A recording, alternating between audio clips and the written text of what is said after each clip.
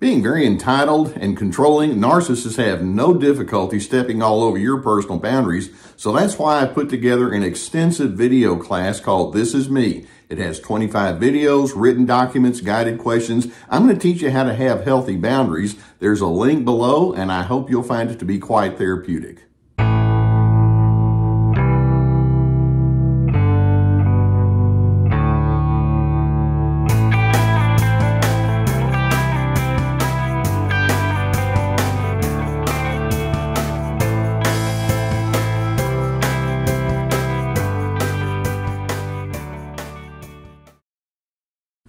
Today I want to step into the space of emotional pain that you might be vulnerable to when you begin realizing that the relationship with that narcissistic individual is not only toxic, but you need to move away from it. There are plenty of times and reasons when relationships can come to a close, and they don't necessarily have to be negative reasons. I mean, for example, someone may move off, or you wind up having different schedules, or different interests take you away, and you can look back on certain relationships that you don't have as much of a tie to now and still have fond feelings. With narcissists, it doesn't work out that way. You tend not to have those clean transition times. Perhaps the worst emotion that you can struggle with in the aftermath of being with a narcissist can be summarized very simply by simply saying, I was used. And it can feel so debilitating and degrading when you have to come to terms with that fact. I was used. Or we could have all sorts of other ways to put the same kind of phenomenon. You may say, well, I feel like I had been duped the whole time, or maybe I was just a prop for that person and I'm finally realizing exactly how large of an issue that was, or I was conned, or I was played. Have you ever thought that way? Or it may be that you'll think, as time has gone on, who I was just became invisible. They didn't care about me. I was simply fulfilling an assigned role, and at the time I didn't even realize what it was. I was being gaslit constantly. I was never truly understood. Maybe you were seduced, and then you look back and think, boy, that didn't work out well. And in the end, you realize I've become expendable. When I watch for determinations to see if a person is truly narcissistic, one of the primary ingredients that tells me that's what we're dealing with is their willingness to be exploitive. And when we talk about being exploitive, we mean that the narcissist is actively willing to treat someone unfairly, specifically for their own personal gain. And there are a couple of things that they watch for in you that tell them that maybe they can get away with it with you. First, they like to see that you are a kind of person that's willing to engage. It's like, oh, good. And then also they especially like it when you say, and I'm also willing to be vulnerable. And the narcissist can be thinking all along, I think I can use this to my advantage, rather than thinking, I think that we can build a mutuality here between us. No, instead, it's like, how can I do this to elevate my needs and to satisfy my cravings? And then what's worse is when the relationship does predictably fall apart, they turn it around and make it all about you. For example, they'll say, well, you just didn't live up to your potential, or you had issues, or you cheated me out of whatever it was that they were looking for, or you were not what I thought you were going to be, or I gave you so much and now you're just an ingrate. And what they'll do is they'll turn it around and make it all about you when in fact, no, I was used and I was being played. Now, let's see if we can break this down a little bit further to figure out exactly how does this work. How do they go about setting this up to the crescendo that I'm talking about here? First, when you do interact with narcissists, it's very common that they will initially seek some sort of ground or foundation that they can build upon that gives the appearance of compatibility. They like knowing about your interests, and they can actually approach you with humor, and they may want to talk with you about your past experiences. You can have fun with them, and they can be social with you. You can have good conversations, and you might be thinking, oh, this is working out really nicely. But then as you go deeper, then you begin realizing the relationship itself with that narcissist has all sorts of built-in expectations that eventually wind up biting you in the backside. I mean, and they can be reasonable expectations, but with a narcissist, nothing is reasonable or what it may seem to purport. For example, we may say, well, we're a family, so we need to stay united. That's the expectation. Or we're in the same organization, so we need to be on the same page. Or we need to have the same parental goals. Or we have friends together and I want us to socialize in ways that please me. And then over time, the narcissist begins gathering data against you as they watch how you respond to them. They like observing you, and they especially like knowing what your insecurities are. They like being able to take note of the miscalculations that you may have in the time that they know you. They'll make special note of some of your personal failings, or maybe you've awkwardly managed conflict. And it's like, okay, I need to take account of all of this. I'm going to write this down in my little notebook here. And then over time, the narcissist begins to reveal that they want you to give much higher priority to the narcissist than you're going to be comfortable with. For example, they want you to give them special favors. They want you to let go of some of your special interests and go along with them. You need to alter your opinions and your priorities so that it matches pitch with them, and they're not too interested in doing the same in reverse. And then as the stress and the discomfort begins to grow, then the narcissist begins to show an unwillingness to understand you, and then you're baited into having anger with them. And of course, they're going to have anger with you, but it's always your fault. And then as time goes on, you wind up feeling emotionally stepped on and isolated. You wind up having a lot of second guessing of who you are and like, what's wrong with you? Or you just feel exhausted, and you begin thinking whenever you're around that narcissist, would you just please leave me alone? Or you may think to yourself, this is not what I signed up for.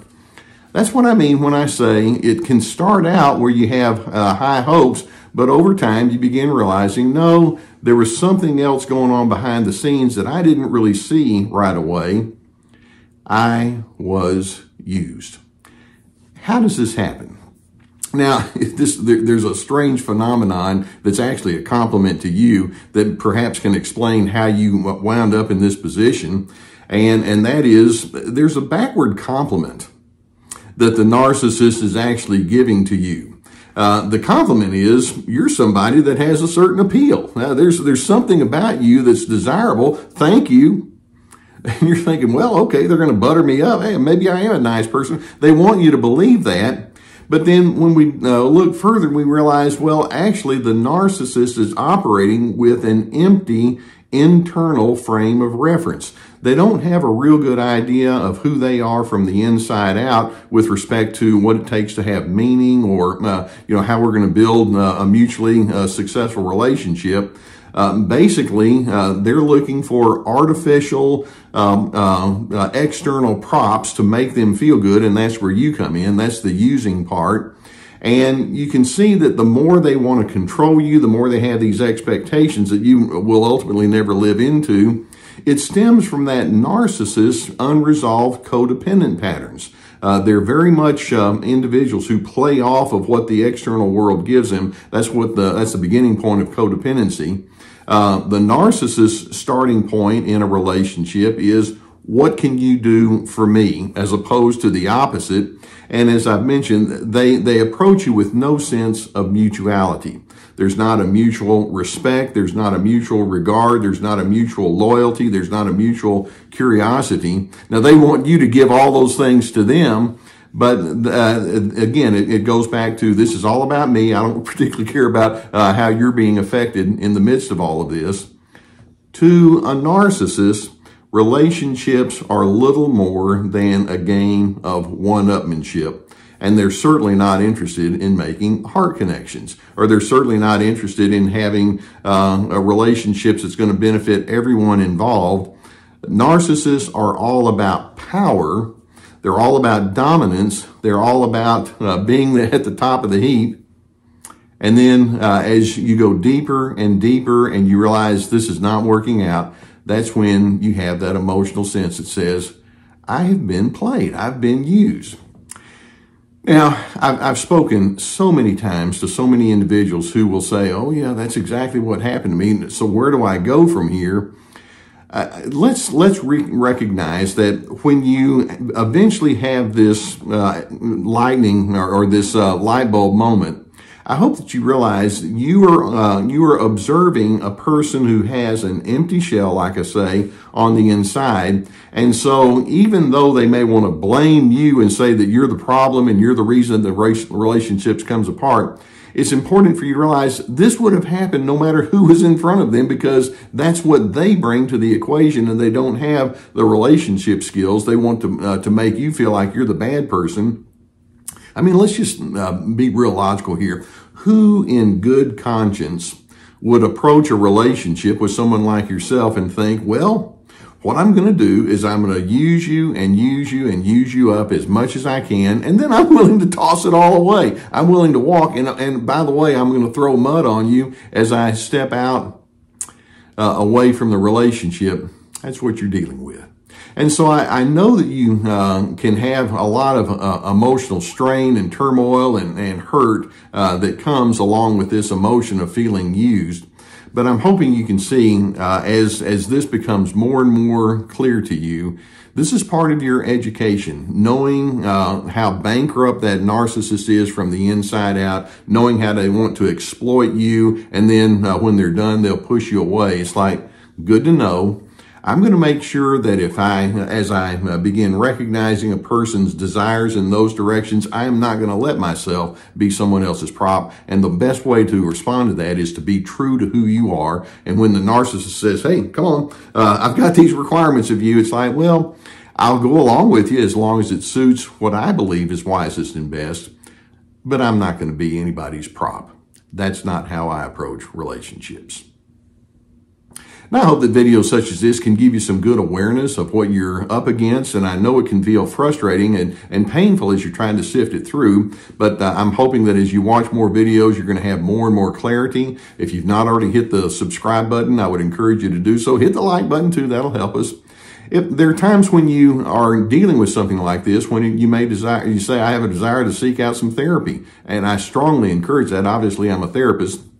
I'm retired now from that, but I have a sponsor, the people at BetterHelp.com, who can assist you. There's a link below. There's a whole team of licensed professional therapists that's going to assist you. I've had plenty of good comments from individuals who have used that, and it's helped them enormously. So if you have a need, please go in that direction. Likewise, I have my therapeutic courses, and I put these together. It's like signing up for online classes, and each course has multiple videos with written materials and guided questions. We have Ready, Set, Connect about connecting properly.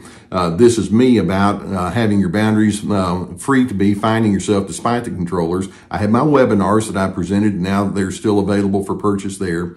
We have my Surviving Narcissism podcast. We have our website with many articles, plenty of resources.